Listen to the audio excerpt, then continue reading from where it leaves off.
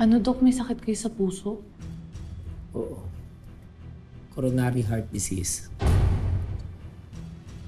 Kaya madalas pagsisikip ng dibdib ko, tapos kumikulit pa. Akala ko pagod lang.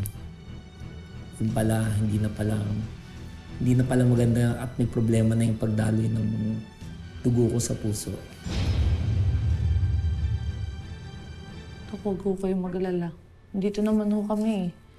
Ako, kaya ko pong magluto, kaya ko pong maglinis ng bahay, maglaba.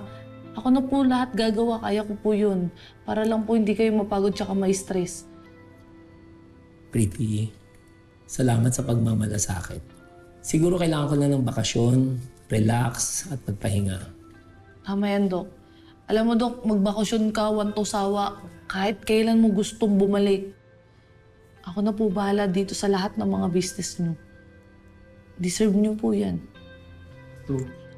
Salamat.